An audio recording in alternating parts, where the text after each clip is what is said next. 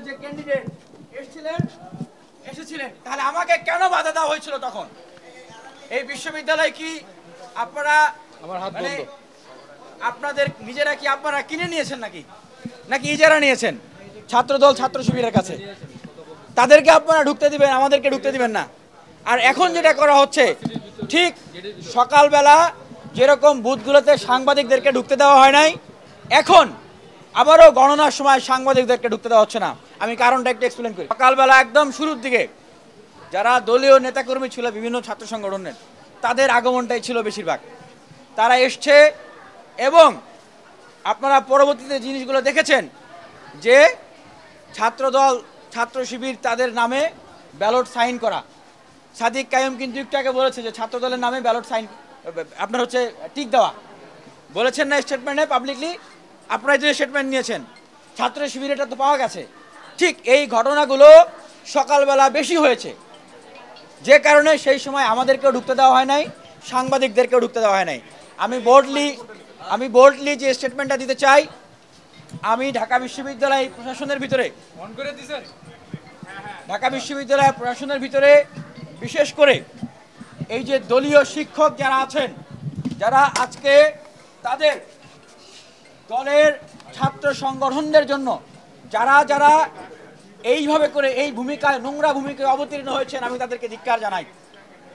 ভাই, আপনি নিয়ম করেন যে কেন্দ্রগুলোতে কেউ ঢুকতে পারবে না। এটা কেমন নিয়ম ভাই? নিয়ম ছিল কেন্দ্রগুলোতে প্রার্থীরা ঢুকতে পারবে। এখন ভাই, বিশ্ববিদ্যালয় প্রশাসনে তো আমার দলের কোনো শিক্ষক নাই, আমার কোনো মাইম্যান নাই প্রশাসনে, আমার তো ঢুকতে হবে। আপনি নিয়ম করে যদি ছাত্রদল বা ছাত্র শিবিরকে ঢুকতে না দেন, সাথে আমাদেরকেও না দেন, আপনি নিজেই তো ছাত্রদল বা ছাত্র শিবিরের প্রতিনিধি, সেখানে আছেন আপনারা, আমাদের প্রতিনিধি তো নাই ভাই। এই যে এখানে স্বতন্ত্র ক্যান্ডিডেট যারা আছে বিশেষ করে, এবং ছোট ছোট সংগঠনের বা প্যানেলের যারা আছে, স্বতন্ত্র প্যানেল, বিভিন্ন প্যানেল, তাদের তো কেউ নাই বিশ্ববিদ্যালয় প্রশাসনে। এই যে ভোট কেন্দ্রে যারা অফিসার ছিলেন, সেখানে তো তাদের কেউ নাই, তারা ঢুকতেও পারে নাই। তাহলে এখানে কি হয়েছে আপনারা দেখেছেন ফলাফল। এখন এই বিষয়গুলো বলা হয়েছে, এখন এখানে কেন ঢুকতে দেওয়া হচ্ছে না? এজন্যই ঢুকতে দেওয়া হচ্ছে না যে ওনারা ওনাদের মতো করে যে ম্যানিপুলেশন করেছেন, সাংবাদিকরা ঢুকলে সেই ম্যানিপুলেশনগুলো ধরা খেয়ে যাবে। কেন সাংবাদিকরা ঢুকতে পারবে না? নিয়ম অনুযায়ী সাংবাদিকরা থাকবেন, পোলিং এজেন্টরাও থাকবেন। আমরা কি মানে যেই বিশ্ববিদ্যালয় প্রশাসনের শিক্ষকরা একমত হয়ে, প্রশাসনরা একমত হয়ে 11 মাসেও ডাকসু দিতে পারে নাই, তাদের লজ্জা করে না? তারা 11 মাসেও ডাকসু দিতে পারে নাই। আমরা ফাইট করেছি, অনশন করেছি, প্রতিবাদ করেছি, তারা ডাকসু দিতে বাধ্য হয়েছে। তাদের উপরে কি আমরা ঈমান এনে চোখ বন্ধ করে আমরা সেই ভোট কেন্দ্রের বাইরে বসে থাকবো যে ওনারা একটা সুন্দর ভোট গণনা করবেন, সুন্দর একটা ভোট করবেন? আমরা কি তাদের উপরে সেই বিশ্বাস থেকে বাইরে বসে থাকবো? এটা কখনোই সম্ভব না। আমি গিয়েছিলাম সুইমিং পুলে, সেইখানে মামুন স্যার, যিনি বাংলাদেশ জাতীয়তাবাদী দলের রাজনীতির সাথে সম্পৃক্ত, এটা সবাই জানে বিশ্ববিদ্যালয়ের, উনি আমাকে সেইখানে দুপুরে ঢুকতে দেন নাই। SM হলের সেখানে প্রায় 3:30 থেকে 4টা, মানে অল্প সময়ের ভিতরে প্রায় 100 বেশি ভোট কাস্টিং সেখানে দেখানো হয়েছে, যে 20 থেকে 30 মিনিটের ভিতরে, যেটা একটা আশ্চর্যজনক বিষয়। এবং সেখানকার শিক্ষার্থীরা বলছেন যে এতজন ছাত্র, সেখানে মোট ভোটার প্রায় 664 মোট ভোটার, তার ভিতরে কাস্ট হয়েছে কত? 3:20 কাস্ট হয়েছে 430টা ভোট, আর 3:50 দিকে কাস্ট হয়েছে 553 ভোট। মাত্র 30 মিনিটের ভিতরে 120-এর অধিক ভোট কাস্ট করা হয়েছে। এটা কিভাবে হয় বলেন তো? এবং বাহিরে যে সকল প্রার্থীরা দাঁড়িয়ে ছিল, তারা স্পষ্ট দেখেছে ভিতরে মাত্র ভোট কাস্ট করতে গেছে 3 থেকে 4 জন। 3 থেকে 4 জন ভোটার যদি ভিতরে যায়, তাহলে মাত্র 30 মিনিটের ভিতরে 120টা ভোট কিভাবে কাস্ট হয় আমরা জানতে চাই। আমরা জানি প্রভোস্ট স্ট্যান্ডিং কমিটির চেয়ারম্যান মামুন স্যার SM হলের প্রভোস্ট। আমরা যখন ডাকসুর জন্য আন্দোলন করেছি, এই মামুন স্যার আমাদেরকে মব বাহিনী বলেছে। আমরা যখন ডাকসুর জন্য অনশন করেছি, এই মামুন স্যার আমাদেরকে বিনিয়ামিন বাহিনী বলেছে। এই মামুন স্যার যে তার হাই কমান্ডের নির্দেশ মানার জন্য আমি মনে করি SM হলে সে ভোট কারচুপির সাথে সরাসরি জড়িত। আমাদের শিক্ষার্থীরা সেখানে আন্দোলন করছে, আপনারা যাবেন।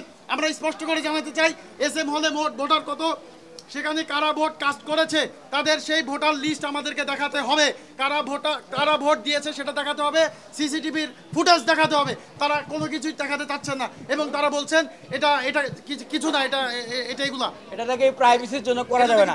আরে চুরি করছেন আপনারা, আবার এখানে এটা আবার প্রাইভেসি কি? আমরা তো ক্যান্ডিডেট, আমরা তো প্রার্থী। এখন একটা কথা বলি ভাই, একটা বোল্ড কথা বলি, যেটা হয়তো অনেকেই বলে না, আমরা বলি। ঢাকা বিশ্ববিদ্যালয়ে আজকে যে ছাত্র সংসদ নির্বাচনটা হয়েছে, সেই নির্বাচনে বিএনপিপন্থী এবং জামাতপন্থী শিক্ষকরা যারা যেখানে দায়িত্ব পেয়েছেন, তাদের অনেকেই নিজ দলের যারা ক্যান্ডিডেট ছিলেন তাদেরকে জেতানোর জন্য কারচুপির প্রতিযোগিতা করেছে। এটাই বাস্তব। ঢাকা বিশ্ববিদ্যালয়ের শিক্ষার্থীরা, আমরা যারা স্বপ্ন দেখেছিলাম, আমরা যারা আন্দোলন করেছিলাম, একটা অভ্যুত্থান পরবর্তী বাংলাদেশে শিক্ষার্থীদের, এই ঢাকা বিশ্ববিদ্যালয়ের শিক্ষার্থীদের একটা গণতান্ত্রিক প্রতিযোগিতা হবে, স্বচ্ছ, নিরপেক্ষ, প্রভাবমুক্ত। আমার মনে হয় যে এটা আসলে আমাদের আশা একটা গুড়েবালি হলো। আর এখন দেখেন এখানে ঢুকতে দেওয়া হচ্ছে না, এখানে ঢুকতে দেওয়া ভাই, আমাদেরকে কেন ঢুকতে দেওয়া হচ্ছে না? আপনাদের কিছু বলতে হবে, আপনাদের বুঝতে পারেন না। ভোট গণনা করছে কারা? সাংবাদিকরা নাই। এই দেখেন, এখন আমরা জিজ্ঞেস করছি, তারা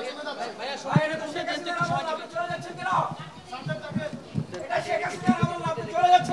সাংবাদিকদের উপস্থিতিতে না রেখে তারা ভোটের যে ব্যালট বাক্স তারা সেটা খুললো কেন? বলছে যমুনা টিভির জুমাতুল বিদা ওখানে বসা, কোনো মেইন স্ট্রিমের কোনো টিভি নাই, চ্যানেল 24 নাই, মানে আপনারা তো দেখতেছেন যে হাজার হাজার মানুষের জীবনের উপর দিয়ে আমরা একটা অভ্যুত্থান পেয়েছি। 11 মাস করে অনশন করে ফাইট করে আমরা আমাদের এই অধিকারটা আদায় করার জন্য আমরা চেষ্টা করেছি। আমরা ডাকলাম যে কেন খোলা হচ্ছে না, উত্তরটা যে দিবেন, সৎ উত্তরটা তারা দিতে পারতেছে না। সদ উত্তর এখানে সঠিক উত্তর, লজিক্যাল উত্তর থাকলে এসে বলবে না যে এই কারণে আমরা সাংবাদিকদেরকে ঢুকতে দিচ্ছি না। আর বলবেন তো আপনারা, আমরা তো প্রশ্ন করবো, আপনারা উত্তর দেবেন না। উত্তর দেওয়ার জন্য একটা মানুষ আসতেছে না, চলে যাচ্ছে।